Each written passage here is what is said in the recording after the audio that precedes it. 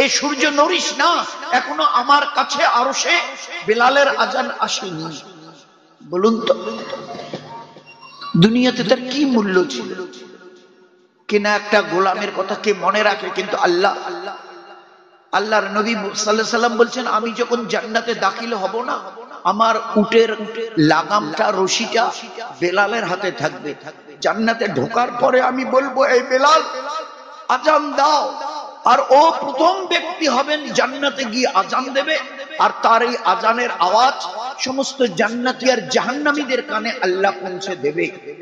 জাহান্নামে ওই মক্কার যারা বড় বড় চৌধুরী লিডার ছিল, আবু জেহেল, আবু লাহাব, উতবা, শুবা, এরা জাহান্নামের ওই আযাবের মধ্যে থেকে এই আজান শুনবে আর বলবে, সাদ্দাকতা ইয়া বেলাল, সাদ্দাকতা, এই বেলাল তুমি সত্য কথা বলেছো। আমরা আরবের সমস্ত বড় বড় লিডার চৌধুরী ছিলাম, তাম দুনিয়া আমাদের কথা মানতো, কিন্তু শুধু এক আল্লাহকে না মানার কারণে, দ্বীনের উপরে না চলার কারণে আজ জাহান্নামের আযাবের মধ্যে আমরা গ্রেফতার হয়ে আছি। আর তুমি বাজারের কেনা গোলাম, আল্লাহর দ্বীনকে নিয়ে চলার কারণে নবীর সঙ্গে জান্নাতে চলে গেছে। শ্রদ্ধেয় মা আর বোনেরা, আজকের একটাই মাদ্রাসার আজিমুশান জলসায় দস্তারবন্দির এই মেহফিলে আল্লাহ আমাদেরকে নিয়ে এসেছেন। আমরা কেউ আসি না, আল্লাহ দয়া করে নিয়ে এসে, এটা তার মেহেরবানি। এটা খুব ভালো করে বুঝিনি, আমরা কেউ আসিনি, আল্লাহ বড় দয়া করে নিয়ে এসে। এই জন্য আল্লাহর শুকরিয়া আদায় করি, বলি আলহামদুলিল্লাহ। জনাবে রাসূলুল্লাহ সাল্লাল্লাহু আলাইহি সাল্লামের উপরে যদি প্রতিদিন 1 কোটি বার দরুদ শরীফ পড়ি, তবুও তার হক আমরা আদায় করতে পারবো না। জীবনে যত কষ্ট তিনি আমাদের জন্য উঠিয়েছেন, বড় দুর্ভাগ্য আমাদের যে আমরা যে নবী জীবনে একটা দিন নয়, একটা মিনিট, একটা সেকেন্ড এই উম্মতকে ভোলেনি। আজ আমরা সেই উম্মত নবীকে আজ আমরা চিনতে পারি না। মা আয়েশা রাদিয়াল্লাহু আনহা বলতেন, আমি এই নবীজির পুরো জীবন দেখেছি, তার পুরো জীবনে একটা বেলা আমি তাকে পেট ভরে খেতে দেখিনি, আর একটা রাত আমি তাকে গভীর নিদ্রায় ঘুমে তাকে রাত কাটাতে দেখিনি। সারা জীবনে একটা বেলা না পেট ভরে খেয়েছে, আর না একটা বেলা, একটা রাত মিষ্টি মধুর ঘুমে তিনি রাত কাটিয়েছেন। দিন রাত তার একটাই চিন্তা ছিল, এ আল্লাহ আমার উম্মত, এ আল্লাহ আমার উম্মত। কারণ এরা কেউ তো দুনিয়ায় থাকবে না, আজ বাদে কাল চলে যেতে হবে। এ আল্লাহ এদের মধ্যে কেউ যেন জাহান্নামে না যায়। আপনি যখন আমাকে নবী করে পাঠিয়েছেন, আমার দ্বারা এতটা কষ্ট আপনি উঠিয়ে নেন যে এর পরে যেন আর কাউকে জাহান্নামে যেতে না হয়। সমস্ত কষ্ট আমি করতে রাজি আছি আমার উম্মতকে জান্নাতে পৌঁছাবার জন্য। সেই নবীকে ভুলে যাওয়া এটা কত বড় ব্যথার কথা বলুন। দুনিয়া থেকে যাবার সময় হয়ে গেছে, আজরাইল আলাইহিস সালাম এসে গেছেন। ওই অবস্থায় মা আয়েশাকে বলছে, এ আয়েশা, এই খিড়কিটা জানলাটা একটু খুলে দাও না, যাবার বেলায় আমি আমার উম্মতকে দেখে যাই। কারণ ওনার ঘর আর মসজিদ একসঙ্গে লাগা ছিল, মাঝখানে একটা দেয়াল, বেড়া। ওই অবস্থায় একটাবার তো এই কথা বলেনি, এ আয়েশা, আমার কলিজার টুকরা ফাতেমাটা কই? আমার চোখের দুই তারা ইমাম হাসান আর হুসাইন রাদিয়াল্লাহু আনহুমা, ওরা কই? নাতি, এই দুজন নাতি, ফাতেমা রাদিয়াল্লাহু তাআলা আনহার ছেলে। বলতেন যে এই দুটো আমার চোখের তারা, ফাতেমা আমার কলিজার টুকরা। কিন্তু মৌতের সময় না ফাতেমাকে দেখতে চেয়েছে, না নাতি দুইজনকে দেখতে চেয়েছে। কি বলছে? আমি চলে যাচ্ছি, যাবার বেলায় অন্তত পক্ষে আমার উম্মতকে দেখে যাই। সেই উম্মত, আজ আমরা যদি সেই নবীকে ভুলে যাই, যার সুপারিশ আর শাফায়েত ব্যতিরেকে কিয়ামতের দিন কেউ জান্নাতে যেতে পারবে না। এই জন্য আমাদের জীবনটাকে আল্লাহ দুনিয়াতে দিয়েছেন একমাত্র জীবনটাকে বানিয়ে নিয়ে যাবার জন্য, কাটিয়ে দেবার জন্য না। কোনোভাবে জীবনটাকে কাটিয়ে দিলাম, নামাজ পড়লাম না, ইমান ঠিক মতো আছে কি নেই খেয়ালও করলাম না, রোজানা কোরআনের তেলাওয়াত হয় কি হয় না, ফজর এবং আসরের পরে 3 তাসবিহাতের কথা কোরআনে কারিমে এবং হাদিসে পাকের পাতায় ভরে দেওয়া আছে। ইশরাক আওয়াবিন আমি পড়ি কিনা, পর্দার সঙ্গে চলি কিনা, বাড়িতে আমরা দিন শেখাশেখি করি কিনা, আমাদের বাচ্চাদেরকে সুন্নাত তরিকায় মানুষ করছি কিনা, বাড়ির এবং টাড়ির লোকের সঙ্গে মিষ্টি মধুর ব্যবহার করছি কি করছি না, আমাদের কোনো পরোয়াই নেই। আল্লাহ এই আমলগুলো দিয়েছিল জীবনটাকে বানিয়ে আমার কাছে চলে আসিও। যদি তোমাদের কাছে দিন থাকে, এই দিন আল্লাহ দাল ইয়ে নু, দিন কাকে বলা হয়? একটা সুন্দর জীবন ব্যবস্থার নাম হচ্ছে দিন। আর কিতাবের মধ্যে এসে দিন যদি থাকে তো আল্লাহ আমার কাছে থাকবে, আর দিন যদি না থাকে তো আল্লাহ আমার কাছে থাকবে না। আল্লাহ পাকের কথা, দিন আছে আমি আছি, দিন নেই আমি নেই। তুমি যেই হও আর যাই হও, তোমাদের সঙ্গে আমার সম্পর্ক দিনের সাথে। যাদের কাছে ফুটপাতের ভিখারি, কিছু নেই, তার রাস্তায় ভিক্ষে করে, তার কাছে যদি দিন আছে আল্লাহ বলেন আমি তার কাছে আছি। আর কোন দেশের বাদশাহ, তার কাছে যদি দিন না থাকে আল্লাহ বলছে ওর সঙ্গে আমার কোনো সম্পর্ক নেই। আল্লাহ দেখিয়ে দিয়েছেন। হযরতে বেলাল রাদিয়াল্লাহু আনহু, তিনি এত গরীব ছিলেন যে বাজারে আজকাল যেরকম গরু ছাগল বিক্রি হয় ওই রকম গোলাম বিক্রি হতো, লোক বিক্রি হতো। 12 কয়েক তাকে কেনা বেচা হয়েছিল। লোক কিনে নিয়ে গোলাম হিসেবে রেখে দিতেন। 2-6 মাস কেটে গেল, আবার উনি বিক্রি করে দিলেন, আর একজনে নিয়ে গেল। এইরকম গোলাম বেলাল রাদিয়াল্লাহু তাআলা আনহু যখন নবীর কাছে এসে দিনকে শিখে দিনের উপরে চলা শুরু করলেন, আল্লাহ পাক চলতে চলতে এত ইজ্জত তাকে দিয়েছে যে একদিন ফজরের নামাজ মসজিদে নববীতে, ওই মদিনার যে মসজিদটা, ওটা মসজিদে নববী বলা হয় মসজিদটার নাম।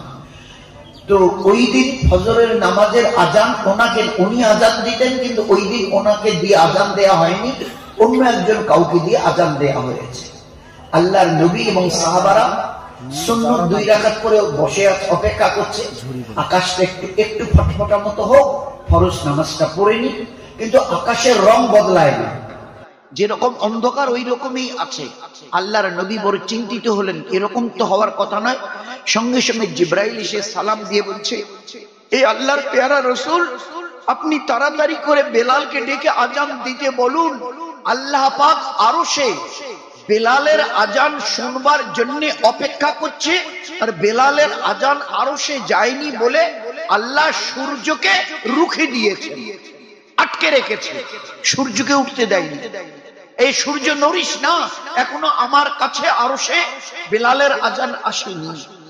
বলুন তো দুনিয়াতে তার কি মূল্য ছিল? কিনা একটা গোলামের কথা কে মনে রাখে? কিন্তু আল্লাহর নবী সাল্লাল্লাহু আলাইহি সাল্লাম বলছেন, আমি যখন জান্নাতে দাখিল হব না, আমার উটের লাগামটা, রশিটা বেলালের হাতে থাকবে। জান্নাতে ঢোকার পরে আমি বলবো, এই বেলাল আজান দাও, আর ও প্রথম ব্যক্তি হবেন জান্নাতে গিয়ে আজান দেবে। আর তার এই আজানের আওয়াজ সমস্ত জান্নাতি আর জাহান্নামীদের কানে আল্লাহ পৌঁছে দেবে। জাহান্নামে ওই মক্কার যারা বড় বড় চৌধুরী লিডার ছিল, আবু জেহেল, আবু লাহাব, উতবা, শুবা, এরা জাহান্নামের ওই আযাবের মধ্যে থেকে এই আজান শুনবে আর বলবে, সাদ্দাকতা ইয়া বেলাল, সাদ্দাকতা, এই বেলাল তুমি সত্য কথা বলেছো। আমরা আরবের সমস্ত বড় বড় লিডার চৌধুরী ছিলাম, तमाम দুনিয়া আমাদের কথা মানত, কিন্তু শুধু এক আল্লাহকে না মানার কারণে, দ্বীনের উপরে না চলার কারণে আজ জাহান্নামের আযাবের মধ্যে আমরা গ্রেফতার হয়ে আছি। আর তুমি বাজারের কেনা গোলাম, আল্লাহর দ্বীনকে নিয়ে চলার কারণে নবীর সঙ্গে জান্নাতে চলে গেছে। এই জন্য খুব চেষ্টার দোয়া করা দরকার। সাহাবাদের ঘরের মা, বোন, বিবি, বেটি, এরা এতটা আল্লাহকে চিনল, কোথায় কোথায় তারা বলতো ইন্না হিমামুনাল আখেরা, ইন্না হিমামুনাল আখেরা। ও দুনিয়াওয়ালি মা বোন বিবি বেটিরা, তোমাদের যার যতটা মন চায় দুনিয়া কামিয়ে নাও, আমরা তো নিজেদের আমালের দ্বারা আমালকে ঠিক করে আমরা আখেরাত কামিয়ে নিতে চাইছি। কারণ মরণ আসবে আজ বাদে কাল। কতদিন দুনিয়ায়? 20, 50, 80, 100 বছর, তারপরে মৌত। আর মৌতের ওই রাস্তা দিয়ে আখেরাতের জীবন শুরু হবে। ও জীবন কত লম্বা যে হাজার লক্ষ কোটি বছর নয়, ও এমন জীবন যে ওর জীবনের কোনো শেষ নেই। ওই জীবনটাকে বানাবার জন্য, ওই জন্য সাহাবাদের ঘরের মা বোন বিবি বেটিরে বলতো, তোমরা দুনিয়াতে গাড়ি বাড়ি টাকা পয়সা সোনা গয়না খাট পালং আলমারি সোফা ফ্রিজ এই সবকে নিয়ে ব্যস্ত হয়ে আছো। আচ্ছা তোমরা বলো তো, মৌতের ডাক যেদিন আসবে এখান থেকে কি কি নিয়ে যাবে? বলো না। আপনাদের জিজ্ঞাসা করছেন সাহাবাদের ঘরের মা বোনেরা, বলো না বুবু, বলো না চাচি, বলো না খালা ফুপি, বলো না। তোমরা দুনিয়াতে এত মশগুল হয়ে গেলে দুনিয়া কামাবার জন্য। আল্লাহ পাঠিয়েছিল ঈমান ইবাদত আখলাককে ঠিক করে নিয়ে নিজের আখিরাতকে যেন বানিয়ে নিই। মৌতের আযাব বড় কঠিন, কবরের আযাব তার চাইতে কঠিন, কিয়ামতের আযাব তার চাইতে অনেক কঠিন, সর্বশেষ জাহান্নামের আযাব ও এক অবর্ণনীয় আযাব। এক একটা মিছিলের উপর একসঙ্গে জাহান্নামে 17 রকমের আযাব চাপানো হবে। 17 রকমের জাহান্নামের আগুনের ওই গরম, বিভৎস কালো তার রং, ফেরেশতারা পেটাবে, জাহান্নামের সাপ তাদেরকে কাটবে, ছোবল মারবে। ও বিষের কথা আমরা চিন্তাও করতে পারবো না। এইভাবে 17 রকমের আযাব। আর ওই জাহান্নামের আগুন, জাহান্নামের ওই সাপের কামড়, ফেরেশতাদের পেটাই। এই অবস্থায় একটা মেয়ে চিৎকার করবে, এ আল্লাহ, এ আল্লাহ মরে গেলাম, হয় আমাদেরকে মেরে শেষ করো, আর নয়তো আল্লাহ একটু পানির ব্যবস্থা করো। আর বাঁচতে পাচ্ছি না, আর বাঁচতে পাচ্ছি না, আর সহ্য করতে পাচ্ছি না, এ আল্লাহ একটু পানি দাও, আর নয়তো আমাদের মউত দাও। তো ওখানে তো আর মৃত্যু হবে না। ওখানে আর কোনোদিন জান্নাতি যারা যখন যাবে তাদেরও আর কোনোদিন মৃত্যু হবে না। আর জাহান্নামীরা যখন জাহান্নামে যাবে কোটি কোটি কোটি কোটি বছর, ওখানেও তাদের কোনো মৃত্যু হবে না। আল্লাহ বলবে, এই ফেরেশতা যাও, ওই একজন জাহান্নামী মেয়ে ছেলে আমার কাছে পানি চাইছে, ওর জন্য হামিমা ওয়া গাসসাকা। কোরআনে আল্লাহ বলছেন কি পানি? জাহান্নামীদের ঘায়ের পচা রক্ত মিশ্রিত দুর্গন্ধযুক্ত পুঁজ। মানুষের ঘা হলে পুঁজ বেরোয় না? তো দুর্গন্ধযুক্ত রক্ত মিশ্রিত পচা পুঁজ জাহান্নামের আগুনে গরম করা হবে। এটাকে বলা হয় গাসসাক। হামিমা গরম পানি জাহান্নামের আগুনে ওটাকে খুব ফোটানো হবে। আর বড় পেয়ালায় নিয়ে এইবারে ফেরেশতারা তাকে খাওয়ানোর জন্য যাবে। 1 কিলোমিটার যখন দূরে থাকবে, মেয়েটা চিৎকার করবে, এ আল্লাহ, এ আল্লাহ, ওই গরম পানি আর পচা ওই পুঁজের তাপ আমার কলিজায় লাগছে, ওকে বলে দাও আমি আর পানি খাবো না, আমি আর পানি পান করব না, এই আল্লাহ বলে দাও ওই তাপ আর আমি সহ্য করতে পারছি না। কত দূরে এখন আছে? 1 কিলোমিটার। ওই অবস্থায় তার তাপ তার বুকে লাগবে, মনে হয় কলিজা মানে জ্বলে গেল। আল্লাহ পাকের তরফ থেকে বলা হবে, না এটা তোমার জন্য ফয়সালা হয়ে গেছে, খেতে হবে। ফেরেশতারা এনে যখন ওই গরম পানি আর পচা পুঁজ রক্ত মিশ্রিত যখন তার ঠোঁটের কাছে লাগিয়ে দেবে, দয়ার নবী বলছে, এ আমার উম্মতের মা বোন আর পুরুষরা তোমরাও শুনে নাও, যখনই ঠোঁটে লাগানো হবে নিচের ঠোঁটটা ফুলে গিয়ে, যেমন গরম পানি বা ভাতের মার যখন গরম হাতে কোথাও পড়ে যায় ফসকা পড়ে, তো বলছে যে নিচের ঠোঁটটা ফুলে গিয়ে পায়ের উপরে গিয়ে পড়বে, পায়ে। আর উপরের ঠোঁটটা ফুলে গিয়ে মাথার উপর দিকে উঠে পিঠে গিয়ে পড়ে থাকবে। চিন্তা করতে পারাই যে কত ভয়ানক কষ্ট, যা মানুষের জন্য চিন্তা করাও মুশকিল। একদিকে মৌতের কষ্ট, আল্লাহর নবী বলতেন মৌতের কষ্ট দেখেছো যখন রু বার হয়? কোনদিন একটা মুরগি জবাই করে মাটিতে যখন ফেলে দাও, দেখোনি কিভাবে এই গলা কাটা মুরগিটা কিভাবে কাতরাচ্ছে, কিভাবে ছটফট করছে? মৌতের সময় তোমাদের গলা কাটা হবে না, বিনা জবাইতে তোমাদের রূহকে বার করা হবে। সে কষ্ট এক অবর্ণনীয় কষ্ট। অবর্ণনীয় কষ্ট। আল্লাহর পেয়ারা নবী বলতেন, একটা বড় কড়াইতে তোমরা তেল গরম করো, একবারে গরম করতে করতে লাল টকবক করে ফুটছে গরম তেল, ওই অবস্থায় একটা জীবন্ত পাখিকে ফেলে দাও। এই পাখিটা যদি গরম কড়াইয়ের তেলের মধ্যে পড়ে মরেও যেতে না পারে, আর উড়েও যদি না পারে, উড়তেও পাচ্ছে না, মরতেও পাচ্ছে না, তোমরা বলো এই পাখিটার অবস্থা কি হবে? সাহাবাদের চোখে পানি এসে গেছে, বলছে ইয়া রাসূলুল্লাহ, এটা অবর্ণনীয় কষ্ট, সীমাহীন কষ্ট। ওই গরম তেল টকবক করে ফুটছে, আর ওর মধ্যে পাখিটাকে যখন ফেলে দেওয়া হলো, সমানে ছটফট করছে, কাতরাচ্ছে, মরতেও পারছে না, উড়েও যেতে পারছে না। বলছে মৃত্যুর কষ্ট তার চাইতে লক্ষ গুণ বেশি হবে। মৃত্যুর কষ্ট এর চাইতে লক্ষ গুণ বেশি হবে। চিন্তা কর, কবরে এ তো গেল মৌত, এর সঙ্গে আরো আযাবের অনেক হাদিস আল্লাহর নবী বয়ান করেছেন যে মৌতের কষ্ট কত সাংঘাতিক। তারপরে কবরে গিয়ে শুইয়ে দিয়ে মাটি চাপা দেবে কারা? আমার আপন জনেরা, আমার বাবা, আমার স্বামী, আমার ভাই, আমার ছেলে, আমার মামা, আমার খালু, আপন জন যারা আমার বাড়িতে এলে পিঠে পোলাও এটা ওটা করে খাওয়াতাম, তারাই আমাকে একটা অন্ধকার কবরে শুইয়ে দিয়ে আমার বুকের উপরে মাটি দেবে। একটু ভেবে দেখেছেন কখনো? ভেবে দেখেছেন? শুধু রুটুকু আসা যাওয়া, মানে শ্বাসটুকু আসা যাওয়া বন্ধ হয়ে গেছে। ওই অবস্থায় আপনাকে আপনার খাটের মধ্যে শুয়ে আছেন, এবারে 4-5 জন মেয়ে গিয়ে তুলছে। ওই সময় যদি আপনি জিজ্ঞাসা করেন আমাকে কোথায় নিয়ে যাচ্ছ, তাহলে তোমাকে এই যে আজকের ঘর থেকে বের করা হচ্ছে না, আল্লাহর কসম কিয়ামত পর্যন্ত এই ঘরে আর তোমার ঘরে তুমি কোনোদিন ঢুকতে পারবে না, আর এই বিছানায় কোনোদিন চড়তেও পারবে না। চিরকালের জন্য তোমার এই ঘর কতভাবে এটাকে পরিপাটি রাখতে, কতভাবে গুছগাছ করতে, সেই ঘর থেকে তোমাকে বার করা হচ্ছে। কিয়ামত পর্যন্ত খোদার কসম এই ঘরে আর তোমাকে কোনোদিন ঢোকানো। ঘরের দরজা দিয়ে বার করবে, বাইরের গেটটা দিয়ে বের করে নিয়ে যাবে, অন্ধকার কবরে শুইয়ে দিয়ে আপনার বুকের উপরে নির্মম ভাবে মাটি চাপা দেবে। কেউ নেই, আর কোনো কিছু নেই, গাড়ি বাড়ি, টাকা পয়সা, সোনা দানা, খাট পালং কিচ্ছু নেই। আমার বাবা মা, স্বামী, বাচ্চা কাচ্চা, আত্মীয় স্বজন কেউ নেই, কোনো কিছু নেই, বিলকুল একা।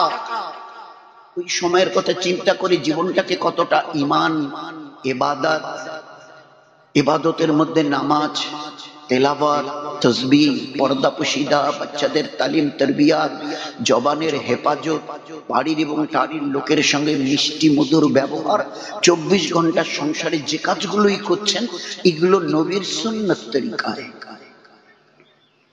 কারণ আল্লাহ পাক কোরআনে বলেই দিয়েছে, ওমা খালাকতুল জিন্না ওয়াল ইনসা ইল্লা লিয়াবুদুন, আমি তো একমাত্র তোমাদের আমার ইবাদতেরই জন্য পয়দা করেছি, দুনিয়াতে পাঠিয়েছি কেন? শুনে নাও। আর এক আয়াতের মধ্যে বলছে, নিল্লাজি খালাকাল মাউতা ওয়াল হায়াতা লিয়াবলুয়াকুম আইয়ুকুম আহসানু আমালা। ও আমার পেয়ারে নবীর উম্মতের মা আর বোনেরা, এই জন্ম আর মৃত্যুর মাঝখানে যে সময়টুকু দিয়েছি না, হায়াত 20, 30, 50, 60, 80, 100 বছর, একমাত্র কে কত ভালো আমল করো আমি দেখব। আমালান সালিহা, নেক আমল।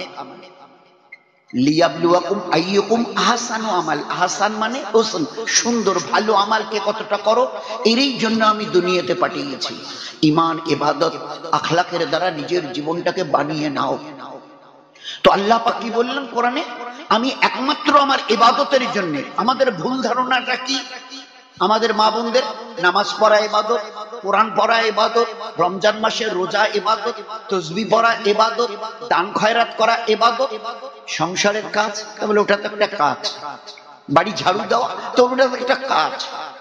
গোসল করা, ইস্তেঞ্জা ওয়াগারা থেকে ফারেক হওয়া, হাত পায়ের নখ কাটা, চুল চিরুনি করা, খাওয়া দাওয়া, এগুলো তো কাজ না। না না, আল্লাহ তাআলা নাউযুবিল্লাহ মিথ্যা কথা বলেছেন? আল্লাহ তো বলে দিয়েছেন একমাত্র আমার ইবাদতের জন্য। তো ইবাদত কি করলে হবে? 24 ঘন্টার সংসার জীবনের যে কাজগুলো আমি করছি, বাড়িটা ঝাড়ু দিচ্ছি, আমার পেয়ারা নবীর সুন্নাত তরিকা কি? সুন্নাত তরিকায় যদি বাড়ি ঝাড়ু দেই, আমার এই বাড়ি ঝাড়ু দেওয়াটা ইবাদত হবে। হাত পায়ের নখ একটু বড় হয়েছে, কিবারে কাটতে হয়, কোন নখটা আগে কোনটা শেষে কাটতে আল্লাহর নবী বলে গিয়েছেন। সেইভাবে যদি নবীর সুন্নত তরিকায় হাত পায়ের নখ কাটি, ইবাদত হবে। পায়ের জুতো নবীজি কি করে পায়ে দিয়েছেন, কিভাবে খুলেছেন, আমি যদি আমার জুতো যতবার নবীর সুন্নত তরিকায় পায়ে দেব, খুলবো, আল্লাহ আমাকে ইবাদতের সওয়াব দেবে। এমনকি আমার মুখের থুতু ছ্যাপ ফেলা, এও যদি আমি নবীর সুন্নত তরিকায় ফেলা শিখি আর ওইভাবে জনম ভর যদি ফেলি, আল্লাহ আমাকে খোদার কসম ইবাদতের সওয়াব দেবে। আমাকে জানতে হবে না? বলুন না। এই জন্য আল্লাহ বলেছে, আমি যে তোমাদেরকে আমার ইবাদতের জন্য সংসারে যে কাজটাই করো, প্রত্যেকটা কাজ তোমাদের জন্য ইবাদত হবে যদি আমার হুকুম আর আমার নবীর সুন্নত তরিকাকে সামনে রেখে করতে পারো। তো এইভাবে সাহাবাদের ঘরের মা বোন বিবি বেটিরা জীবনটাকে এমন ভাবে তৈরি করে নিয়েছিল যে এরাও আপনাদের মতো 3.5 হাতের এমনি ছেলে, কিন্তু নিজেদের ঈমান, নিজেদের ইবাদত, নিজেদের আখলাক, নিজেদের পর্দা পুশিদা, প্রত্যেক দিন কোরআনে পাকের তেলাওয়াত, সকাল বিকাল তাসবিহাত, জিকির ও আজগার, দোয়া, কান্নাকাটি, এইভাবে জীবনটাকে এমন ভাবে বানিয়েছিল যে 7 আসমান জমিনের বানানেওয়ালা আল্লাহ, হযরতে খাদিজা একজন মেয়ে ছেলে, নবীজির বিবি, আমাদের মা, আল্লাহ তাকে সালাম জানিয়েছে। আল্লাহ রাসূল সাল্লাল্লাহু আলাইহি ওয়াসাল্লাম বলছেন, জান্নাতি পুরুষদেরকে আল্লাহ পাক হুর দেবেন। যে পুরুষরা নেকামাল করে জান্নাতে যাবে, তো তাদের দিলকে খুশ করবার জন্য আল্লাহ পাক তাদেরকে হুর দেবে অনেক। আচ্ছা, এই হুরগুলোর রূপ কিরকম, এদের রূপ কিরকম? আল্লাহর নবী বলেছে যে এরা যদি এদের ওই কানি আঙ্গুলের একটু নখ, শিপি, কানি আঙ্গুলের শিপি যদি একটু দুনিয়ার দিকে বার করে দেয়, তো এই গোটা সূর্যের আলো নিভে যাবে। এত রূপ আল্লাহ ওদের চেহারায় দিয়েছে এক একজন হুরের। বলছে এই হুরের একটা হুর যদি মুখের থুতু দরিয়াতে ফেলে দেয়, একটু ছ্যাপ দরিয়ায় ফেলে দেয়, তো আল্লাহ রাসূল বলছেন, আমি নবী বলছি, সমস্ত দুনিয়ার মানে দরিয়ার পানিগুলো মধুর চাইতে বেশি মিষ্টি হবে। তাহলে এদের চেহারায় কি আছে বলুন? আচ্ছা, তাহলে হুররা যদি ওই রকম হয়, তাহলে আপনাদের অবস্থা কি হবে? আপনাদের তো আপনারা বলবেন, তাহলে ওরা ওইভাবে হুররা নিয়ে থাকবে আর আমরা ওদের যারা দুনিয়াতে বিবি ছিলাম, এই আল্লাহ তোমার ইবাদত করেছি, আমাদের তাহলে কোনো চেহারায় কোনো নূর থাকবে না, রূপ থাকবে না, আমাদের জবানে ওই রকম কোনো মিষ্টি জিনিস বলে কিছু থাকবে না। হুরের এত বয়ান শুনলাম, এত খুবসুরতি ওদের, যে ওদের যদি কানি আঙ্গুল বার করে বের করে দেখানো হয় দুনিয়ার দিকে, তো সূর্যের আলো পর্যন্ত নিভে যাবে। আল্লাহর নবী বলছে, এই যে হুরদের এই যে এইরকম সুন্দর চেহারার কথা বলা হলো না, এই হুরের চাইতে 70,000 গুণ বেশি আল্লাহ আপনাদেরকে রূপ দান করবে। 70,000 গুণ বেশি। আপনাদের দিল চায় না? বলুন না। হুজুর সাল্লাল্লাহু আলাইহি ওয়াসাল্লাম মসজিদে নববীতে বসে আছে, সাহাবাদের বলছে, জান্নাতি মেয়েকে দেখবে? জান্নাতি মেয়ে, এই এক্ষুনি একটা মেয়ে ছেলে রাস্তা দিয়ে যাবে, দেখে নাও। নাম কি? উম্মে আয়মান রাদিয়াল্লাহু তাআলা আনহা। জীবন এমন ভাবে লক্ষ্য মা বোন বানিয়েছিল, আর 1400 বছর পরে যখন ওদের নাম শুনি, আয়েশা, খাদিজা, ফাতেমা, কি বলতে হয় সঙ্গে সঙ্গে? রাদিয়াল্লাহু তাআলা আনহা। আল্লাহ ওনাদের আমালের উপরে রাজি হয়ে গেছে, তাদের ইবাদতের উপরে আল্লাহ রাজি হয়ে গেছে। 1400 বছর পরে তাদের নাম শুনলে রাদিয়াল্লাহু তাআলা আনহা বলতে হয়। ওই আমাদের নাম শুনলে তো কেউ বলে না। হুজুর কি বললেন? এই যে মেয়েটা যাচ্ছে না, দেখে নাও, এর নাম হচ্ছে উম্মে আয়মান, জান্নাতি মেয়ে ছেলে। তাই আল্লাহ রাসূল তাই বলে, হ্যাঁ, আল্লাহর ইবাদত এতটা করে, আল্লাহকে ভয় এতটা করে যে কোনো ইবাদত সে ছাড়ে না। এইরকম প্রচন্ড গরম, রমজান মাস নয়, কিন্তু তবু আল্লাহর ভয়ে সারাটা বছর নফল রোজা রাখে। আর যখন ইফতারির টাইম হয় না, তখন হাত তুলে বলে, এই আল্লাহ, আমার কাছে একটা খেজুর পর্যন্ত নাই, আমি এত গরিব, অন্যের বাড়িতে একটু কাজ করি, তারা কিছু দেয়, তাই দিয়ে কোন রকম ভাবে জীবনটাকে বাঁচিয়ে রেখেছি। এ আল্লাহ, তোমার ভয়ে এই গরমের প্রচন্ড দিনে আমি নফল রোজা রেখেছিলাম। এ আল্লাহ, তোমার জাতের কসম দিয়ে বলছি, আমার কাছে খাবার মতো একটা খেজুরও নেই যে মুখে দিয়ে আমি ইফতার করব। ও যখন এইভাবে ইফতারির টাইমে আল্লাহর কাছে দোয়া করত, আল্লাহ পাক জান্নাত থেকে রশি লাগানো একটা বর্তনে, গামলা, ওটাকে ডোল বলা হয়, এখন ডোল বললে অনেকে বুঝবেন না, ওই গামলা জাতীয়, বালতি জাতীয়, জান্নাত থেকে রশি লাগানো একটা বর্তনে তার জন্য খানা আল্লাহ পাক পাঠিয়ে দিতেন, সেই খানার রং দুধের চাইতে বেশি সাদা আর মধুর চাইতে বেশি মিষ্টি। আল্লাহ প্রত্যেক দিন তাকে জান্নাত থেকে আল্লাহ খানা পাঠিয়ে দিতেন তার জন্য। চিন্তা করা যায়, অথচ গরিব অন্যের বাড়িতে ঝিগিরি করে, কিন্তু আল্লাহকে ইবাদতের দ্বারা এতটা, খালি একটু ইবাদত করেন। আল্লাহ কোরআনে বলতো, তুমি যদি আমার হও তো আমি সাত আসমান জমিনের বানানেওয়ালা আল্লাহ, আমি তোমার হব। তুমি যদি আমার কথা শোনো তো আমিও তোমার কথা, তুমি যা বলবে, আমার ইজ্জতের কসম দিয়ে বলছি, আমি আল্লাহ তোমার কথা শুনবো। ফাজকুরুনি আযকুরুকুম, আমি যা বলি তুমি করে দেখাও। আল্লাহ কি বলেছে? নামাজ পড়ো, কোরআন তেলাওয়াত করো, তাসবিহ পড়ো, নিজের মানে শরীরটাকে ঢেকে পর্দায় রাখো, কারণ তোমাদের শরীরটাকে আমি আল্লাহ, লোক তো বুঝবে না, তোমাদের শরীরটাকে আমি ভীষণ দামি বানিয়েছি। কেন বুঝতে চেষ্টা করো না? তোমাদের শরীরটাকে আমি বড় দামি বানিয়েছি, এই জন্য ঢেকে রাখতে বলছি, এই জন্য ঢেকে রাখতে বলছি। আচ্ছা, তোমরা কখনো 4-5 ভরি সোনার গয়না হাতে নিয়ে পড়োশিকে দেখাতে যাও? বাসে চড়ে কাউকে দেখাও, এই যে আমার আব্বাই যে এতগুলো সোনা আমাকে দিয়েছে, দেখাবেন কখনো? বলে না না না, দুনিয়াতে কোন চোর ডাকাতের অভাব আছে, খারাপ লোকের অভাব আছে, একদম দেখানো যাবে না। তো 10 ভরি 5 ভরি সোনার গয়নার মূল্য আপনারা বুঝলেন, আপনাদের শরীরটা কত দামি এর মূল্য বুঝলেন না। এই জন্য আল্লাহ আপনাদেরকে ঢেকে রাখতে বলেছে, এই জন্য ঢাকতে বলেছে। এইভাবে সাহাবাদের ঘরের মা বোনরা তাদের জীবনকে তৈরি করে নিয়েছিল। যদি একটু আল্লাহ পাকের হুকুম, ওই আল্লাহ বললেন তুমি আমার কথা শোনো, আমিও তোমার কথা, তো সাহাবাদের ঘরের মা বোনেরা আল্লাহর কথা শুনতো, কিন্তু তাদের যখন কোনো প্রয়োজন পড়তো তখন ফের আল্লাহকে বলতো।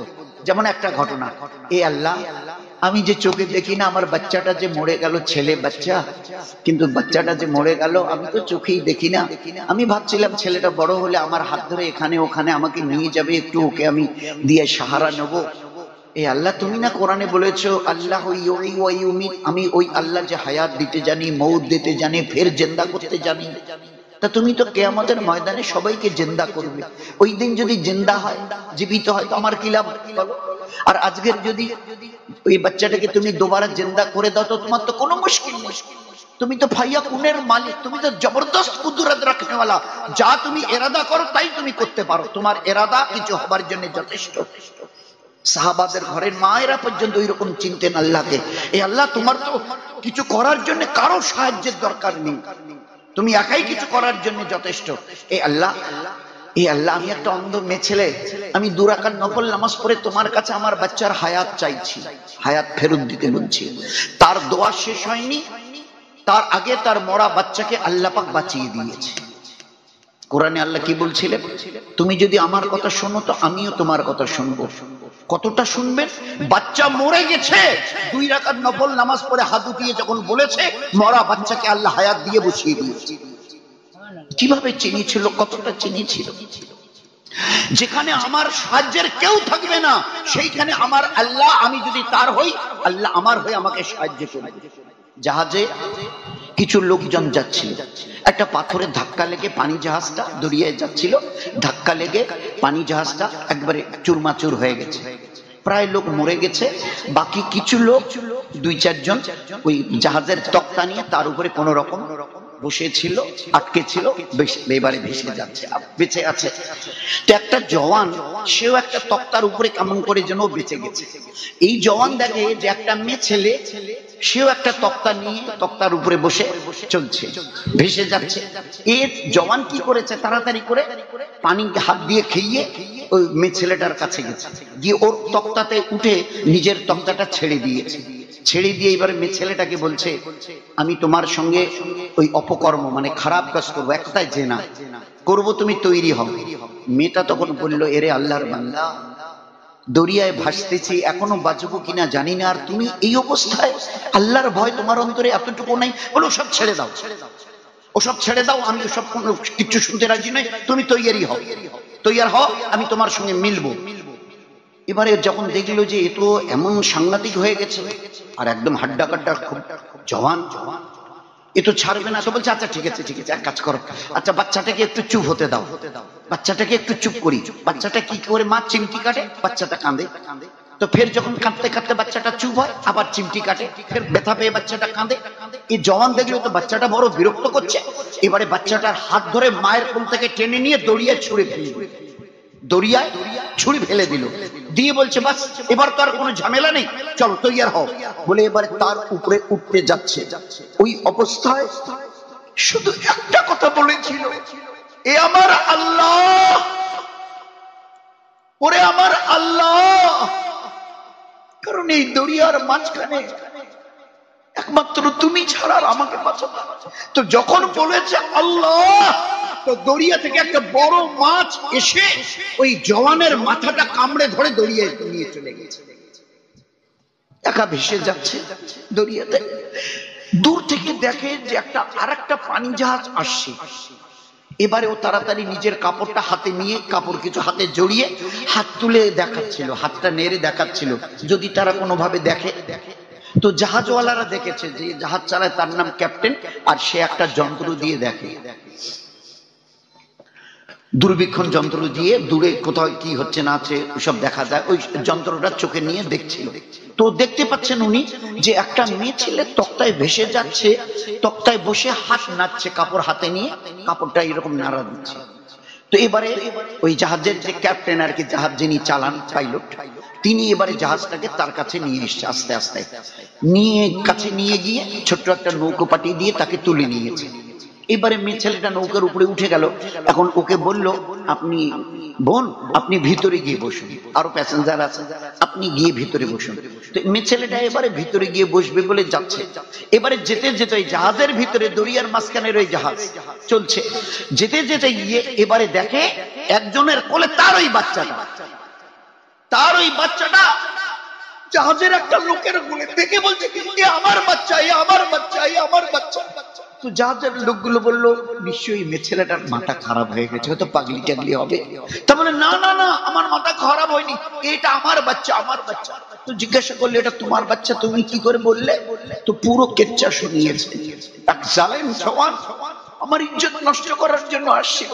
আমি নিজের ইজ্জতকে বাঁচাবার জন্য বাচ্চাটাকে চিমটি কেটে কেটে কেটে কাঁদাচ্ছিলাম। ওর সহ্য হয়নি, আমার বাচ্চাটাকে আমার কোল থেকে হাত ধরে টেনে দড়িয়ায় ছুঁড়ে ফেলে দিয়েছে। আমার সেই বাচ্চা।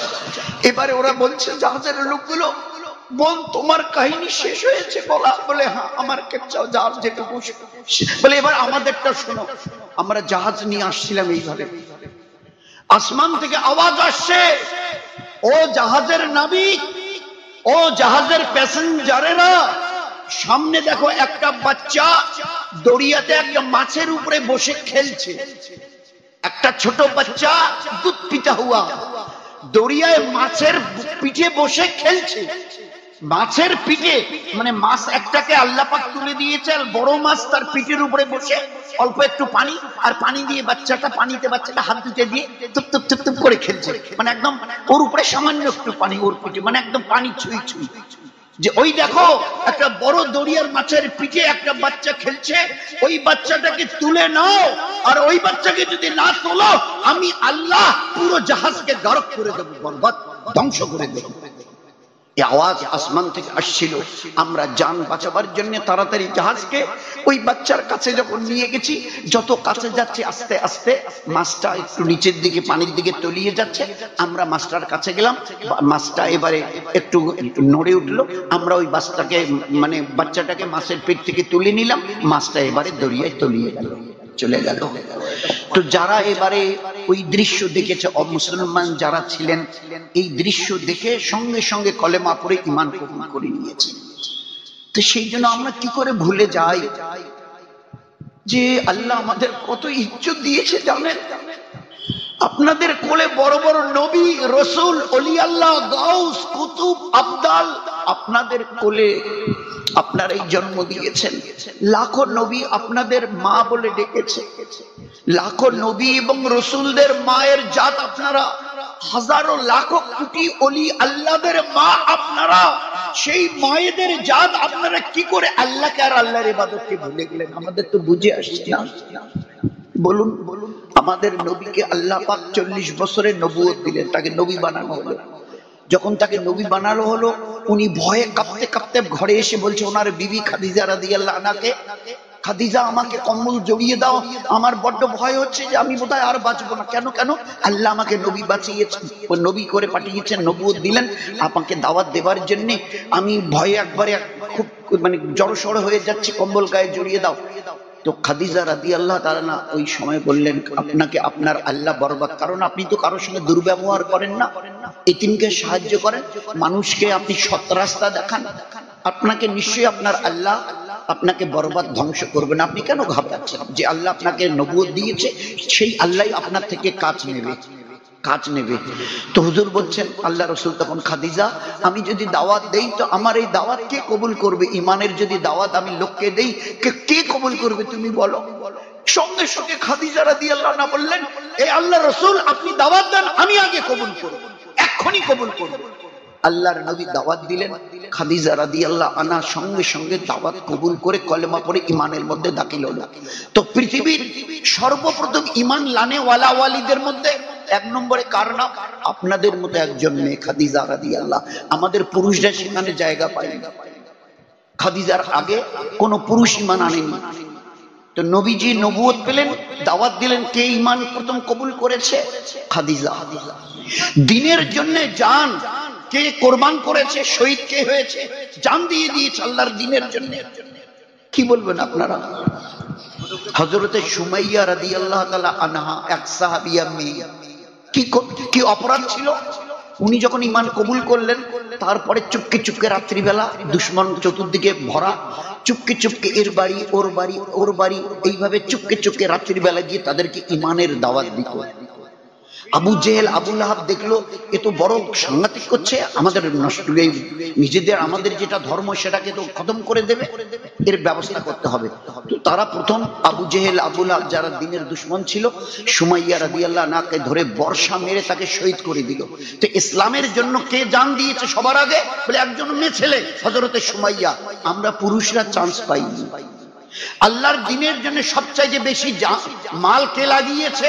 বলে খাদিজা রাদিয়াল্লাহু তাআলা আনহা। তিনি বহুত বড় মালিক ছিলেন, অনেক মালের মালিক ছিলেন তিনি।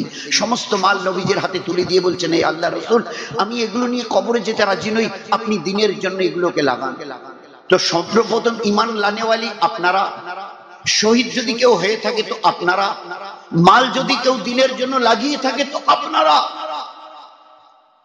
তো সেই আপনাদের যেখানে আল্লাহ এত বড় ইজ্জত দিয়েছে, তারা কি করে আজকের ইবাদত ছেড়ে দেয় বলুন? মরতে হবে না বলে না। কবরে রাখার পরে এই মাটি দিয়ে আপন জনেরা বলবে, ভাই হয়ে গেছে চলো, ভাই কবর দেওয়া, মাটি দেওয়া হয়ে গেছে চলো। তো আল্লাহ রাসূল বলছেন কবর স্থান থেকে তারা দুই হাতও যাবে না, শুধু পাটা তুলবে।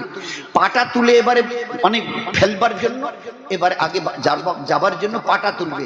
আল্লাহ আসমান থেকে বলবে, এ ফেরেশতারা, অর্থাৎ ওই যে মুনকির নকির, এই ফেরেশতারা চলো। ওরা পুরুষরা ওখানে কি বললো যারা মাটি দিতে গেছে, এ ভাই মাটি দেওয়া হয়েছে চলো। আল্লাহ বলবেন, এ ফেরেশতারা চলো। চোখের পলকে হাওয়ায় ওরা এসে কবরে ঢুকে ওই মেয়েটাকে বসাবে, জিজ্ঞাসা করবে ছোট্ট ছোট্ট তিনটা প্রশ্ন। রব কে? দিন কি? নবী কে? আল্লাহ কত দয়ালু বলেন তো। 50, 60, 70, 80 বছরের হায়াত আর ছোট্ট ছোট্ট তিনটা প্রশ্ন। রব কে? নবী কে? দিন কি? ছোট ছোট প্রশ্ন, উত্তর আল্লাহ নবীকে বলে দিয়েছেন, এ আমার পেয়ারা নবী, উম্মতকে উত্তরটাও বলে দিও। এটার জন্য তৈরি করে নিয়ে আসে। যদি উত্তর দিতে না পারে না, পাহাড় পরিমাণ মুসিবত তাদের ঘাড়ে চাপবে, পাহাড় পরিমাণ মুসিবত। তো আজ পর্যন্ত আপনারা তো দেখেছেন, আপনাদের ছেলে মেয়েরা 6, 7, 8 পড়ে, এখন হাতে বই নিয়ে আর যাবার মতো এখন আর সেই সময় নেই, সুযোগ নেই, অবস্থা নেই। একটা ব্যাগে এই 5, 7, 8টা সাবজেক্টের বই, বাংলা, ইংরেজি, ইতিহাস, ভূগোল, বিজ্ঞান ব্যাগে করে দিয়ে 5, 6, 7 কিলো পিঠে চাপিয়ে দিয়ে ক্লাস 5, 6, 7 এর ছেলেমেয়েরা স্কুলে যায়। আর এই বইগুলো 1 বছর ধরে পড়ে না দেখে পরীক্ষা দিতে হয়। 1 বছরে এই 8, 9, 10টা সাবজেক্ট, এক একটা বই বোধহয় 1.5-2 কেজি ওজনের, আর 1 বছর পরে পরীক্ষা দিতে হয়। আর আমাদের আল্লাহ আমাদের প্রতি কত মেহেরবানি করেছেন বলুন। 70, 80, 90 বছর সময় দিয়েছি, 3টা প্রশ্নের শর্ট কোশ্চেন, শর্ট উত্তর। আমার ফেরেশতারা যাবে, 3টা প্রশ্ন করবে, রব কে, দিন কি, নবী কে। আমার পেয়ারা হাবিবের, আমার পেয়ারা রসুলের উম্মতের মা বোনেরা, উত্তরটা শুনে নাও। উত্তর হবে এই, রব আল্লাহ, দিন ইসলাম, নবী মোহাম্মদ সাল্লাল্লাহু আলাইহি ওয়াসাল্লাম। কয় মিনিট লাগলো উত্তর দিতে বলেন আমাকে? 1 মিনিট লেগেছে কি? আরেকটু শুনেন উত্তরটা কি হবে। আল্লাহ শুনিয়ে দিচ্ছে নবীকে, নবীজি এসে শুনিয়ে দিয়েছে আমাদেরকে, রব আল্লাহ, দিন ইসলাম, নবী মোহাম্মদ সাল্লাল্লাহু আলাইহি ওয়াসাল্লাম। এই 3টা প্রশ্নের এই 3টা উত্তর তৈরি করার জন্য 60-70 বছর, 80-100 বছর আল্লাহ হায়াত দিয়েছে। এরপরেও কবরে গিয়ে ওই ফেরেশতাদের ওই প্রশ্নের সামনে এই উত্তর যদি দিতে না পারি, আচ্ছা কে উত্তর দেবে, কে পারবে না? আল্লাহ এবং আল্লাহ রাসূল বলে দিয়েছেন, ঈমান যার ঠিক থাকবে, আল্লাহকে চিনবে চেনার মতো। বাচ্চা মরে গেছে, একটু আগে কথা হলো না, বাচ্চা মরে গেছে, 2 রাকাত পরে আল্লাহকে কাউকে বলেনি। আমরা তো আমাদের বাচ্চা অসুস্থ হলে যদি একটু পায়খানা টায়খানা বেশি করতে থাকে, বমি করে, বাড়িতে এসে বিবিও অস্থির, আমিও এসে দেখে অস্থির, সঙ্গে সঙ্গে চাচা কোন ডাক্তারকে দেখানো যায়, দিনাটায় ভালো ডাক্তার কে আছে, এ ভাই এখানে কার অটো টোটো আছে গো, একটু কে নিয়ে যাবে, আমার বাচ্চাটাকে একটু ডাক্তার দেখাতে হবে। তো জিজ্ঞাসা করছে এখানে ভালো ডাক্তার কে, টোটোওয়ালা কে, সব কথা মনে আছে, শুধু একজনের কথা মনে নেই, যাকে আল্লাহ বলে ডাকে। সবাইকে খুঁজছি, শুধু আল্লাহকে খুঁজি না। এই রোগ আল্লাহ থেকে আসে, আর রোগ থেকে শেফা আল্লাহই দেয়, কিন্তু আমাদের ঈমান এত দুর্বল যে ডাক্তার কে ভালো সেটা তালাশ করছি, কার অটো আর টোটো কার বাড়িতে আছে সেটাও খুঁজছি, কিন্তু আল্লাহকে 2 রাকাত নামাজ পড়ে যে বলবো, এ আল্লাহ রোগ তুমি দিয়েছো, শেফা তুমি দেনেওয়ালা, এই কথাটা শুধু বলার মতো 2 মিনিট, 2 রাকাত নফল নামাজ পড়তে 2 মিনিট লাগে, এতটুকু আমাদের কাছে আজকের সময় নেই আল্লাহকে। আর আল্লাহ কি বলেছিল, ইয়াস্তাইনু, চাও আমার কাছে, কার কি প্রয়োজন চাও আমার কাছে, ইয়াস্তাইনু, কার কি চাইবার আছে, দুনিয়ার আখিরাতের সমস্ত প্রয়োজন আমাকে বলো, আমাকে বলো কার কি প্রয়োজন। 2 রাকাত পরে বলছে, আল্লাহ আমাদের ঘরে সত্যি বলছি খাবার কিচ্ছু নেই, আমিও না খেয়ে আছি, স্বামী তিনিও না খেয়ে আছেন, বাচ্চা বাচ্চিরা না খেয়ে আছে, অথচ তুমি আমাদের রাজ্জাক। কোরআনে তুমি বলনি, ওমা মিন দাব্বাতি ফিল আরদি ইল্লা আলাল্লাহি রিজকুহা, প্রত্যেকটা জানদার প্রাণীর রুজি আমার জিম্মায়, তুমি আমাদের সবার রাজ্জাক, রুজি দেনেওয়ালা, অথচ আমরা না খেয়ে আছি। এই সাহাবীদের ঘরের এই বোন সাহাবিয়া 2 রাকাত পরে হাত তুলে দোয়া করছিল, রান্নাঘরে ঘর ঘর ঘর ঘর শব্দ, কি শব্দ হচ্ছে, তাড়াতাড়ি করে হাত দুটো মুখের উপরে ফেলে দিয়ে দৌড়ে রান্নাঘরে ঢুকে দেখে যে জাতাটাতে গম পেশাই করা হয়, উপরের লোহাটা ঘুরছে, আর আপনা আপনি অটোমেটিক্যালি ওর থেকে আটা বের হচ্ছে। কেউ আটা দেনেওয়ালা নেই, শুধু লোহাটা উপরে ঘুরছে আর অটোমেটিক্যালি ওর থেকে আটা বার হচ্ছে। আল্লাহর কাছে এগুলো কোনো মুশকিল নেই, এসব আল্লাহর কাছে কোনো মুশকিল নেই, আল্লাহর কাছে এগুলো মামুলি ব্যাপার। এবারে দেখলো যে আটাগুলো সব পড়ে পড়ে না, তারা যতগুলো ভাড়া বর্তন ছিল না বাড়িতে, আপনাদের ওই রকম বর্তন বাক্স টাক্স এটা ওটা থাকে, বস্তা ওরা, তো যা কিছু বর্তন ছিল সব ভরিয়ে নিয়েছে। তারপরে যখন আটাটা বের হচ্ছে আবার সমানে, তো উপরের লোহাটাকে নামিয়ে রেখেছে। স্বামী ঘরে এলো, তাকে এবারে রুটি পাকিয়ে সালুন সহ পুরো কেচ্চা শুনিয়ে দিলেন যে এই হয়েছে। স্বামী এবারে নবীজির পিছনে গিয়ে নামাজ পড়ে নবীজিকে পুরো কেচ্চা শোনা, নবীজিকে, আজ আল্লাহ আমার বিবির সঙ্গে এই ব্যবহার করেছে। আল্লাহ রসুল শুনে কি বললেন, এ আমার সাহাবী শোনো, তোমার বিবি যদি ওই উপরের লোহাটা নামিয়ে না রাখতো না, ওই জাতার থেকে কিয়ামত পর্যন্ত আটা আল্লাহ বার করে দিতেন, কিয়ামত পর্যন্ত ওই জাতার থেকে আটা বার হতো। তোমার বিবির 2 রাকাত নামাজ আল্লাহ এইভাবে কবুল করে নিয়েছে। তো সেই জন্য তো কি আমাল করলে আমি ওই 3টা প্রশ্নের আকারে 1 সেকেন্ডে, কয়েক সেকেন্ডের মধ্যে উত্তর দিতে পারবো, 1 মিনিট লাগবে না, কয়েক সেকেন্ড। রব আল্লাহ, দিন ইসলাম, নবী মুহাম্মদ সাল্লাল্লাহু আলাইহি ওয়াসাল্লাম, 1 মিনিট হলো। তো বলছে এই প্রশ্নটার উত্তর তৈরি তারই হবে যে একটু চেষ্টা, কি আল্লাহকে চেনার মতো। 2 ওয়াক্তের নামাজ, তোমার জীবনটাকে এইভাবে বানাও, প্রয়োজন যদি পড়ে জান দেব, কিন্তু 1 ওয়াক্তের নামাজ কাজা হতে দেব না। কি পুরুষ কি মেয়ে ছেলে, সত্যি যদি আমরা মুসলমান নিজেকে মনে করি, নবীর উম্মত মনে করি, তো আমাদের এই ইরাদার নিয়ত হওয়া দরকার, আল্লাহ প্রয়োজন যদি পরে জান দিতে রাজি আছি। তোমার হুকুম সবচেয়ে শ্রেষ্ঠ হুকুম তোমার নামাজ, এই নামাজকে কখনো নষ্ট করতে দেব না, নষ্ট হতে দেব না, জান দিতে পারি। কিন্তু এক ওয়াক্তের নামাজ আমাদের কোনোদিন কাজা হবে না। এত বড় আমাল।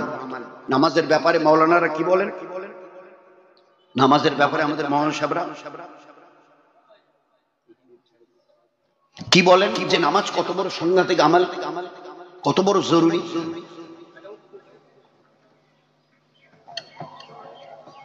আজকের হালায় খালায় নামাজকে কিভাবে ছেড়ে দিচ্ছি, কিন্তু শরীয়ত কত বড় সাংঘাতিক নামাজের ব্যাপারে। স্বামী স্ত্রী মিলেছে, আমরা সবাই জানি মাসলা, স্বামী স্ত্রীর মিলন হয়েছে, এরপরে গোসল ফরজ, তো দুইজনে পানি তালাশ করছে। এ ভাই এখন তো গোসল করতে হবে, তা নাহলে তো নামাজ পড়া যাবে না, পানি দেখো, পানি খুঁজতে খুঁজতে খুঁজতে খুঁজতে একবার এমন টাইম হয়ে গেল 3-4 মিনিট বাকি আছে, পানি পাওয়া গেল না। কি করব? পানি যখন পাওয়া গেল না, তো এই অবস্থায় তো আর কিছু করা যাবে না, তাই ঠিক আছে থাক, দেরি করে যখন পানি পাবো গোসল করে পাক হয়ে নামাজ পড়বো। শরীয়ত বলছে খবরদার, ওই অবস্থায় মাটি থেকে দুইজনে মাটির একটা ঢেলা তুলে তায়াম্মুম করো, মাটির একটা ঢেলা তুলে তায়াম্মুম করো, আর আল্লাহর ভয় ভীত হয়ে ওই অবস্থায় নামাজে দাঁড়িয়ে যাও।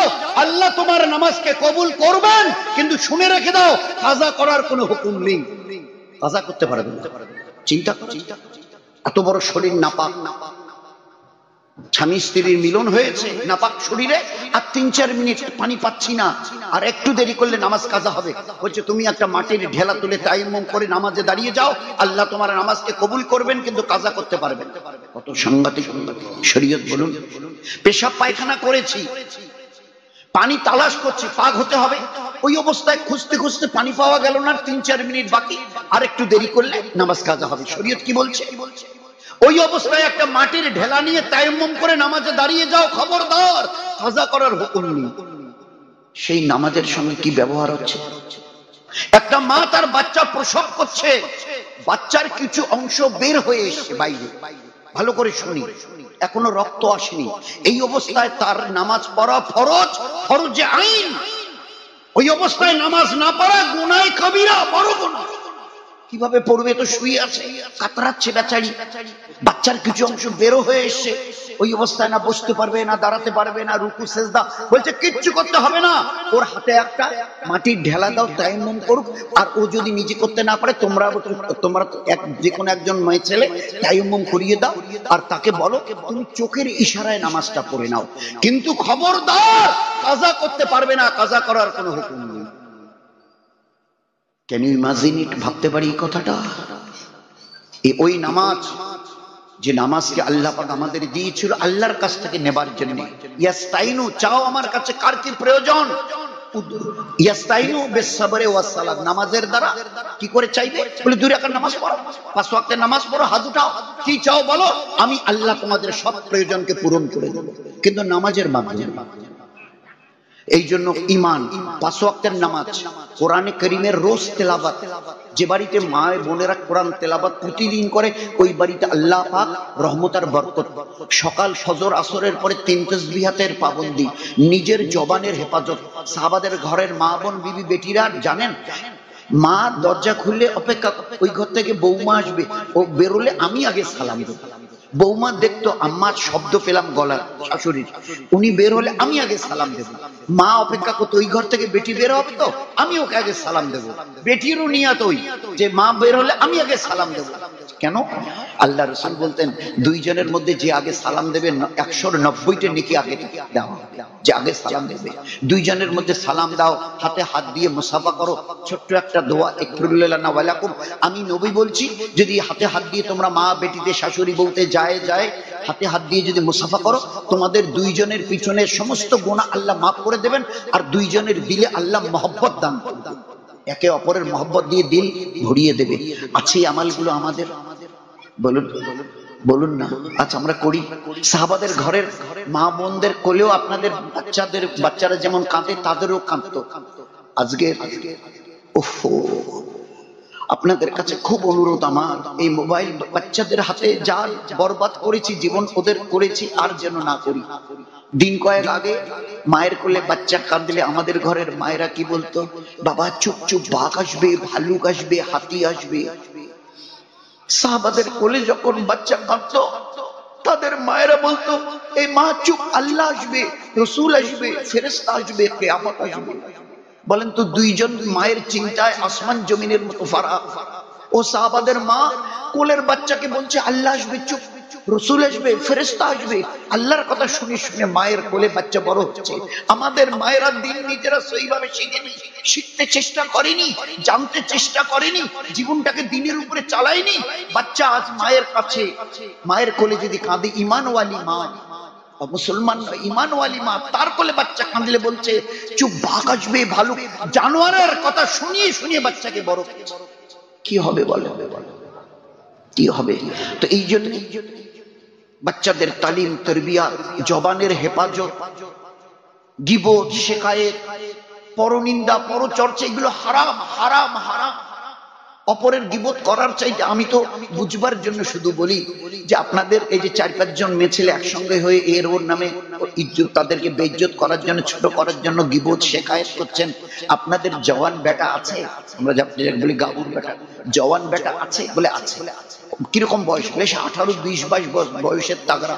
তাহলে আপনারা সব কজন মা আপনাদের নিজেদের জওয়ান বেটাকে ডেকে এইখানে জিনা করুন, জিনা করুন। নবী বলছে তোমাদের এতে অত বড় গুনাহ হবে না, গীবতের জন্য আর পরনিন্দা পরচর্চার জন্য যে গুনাহ হচ্ছে।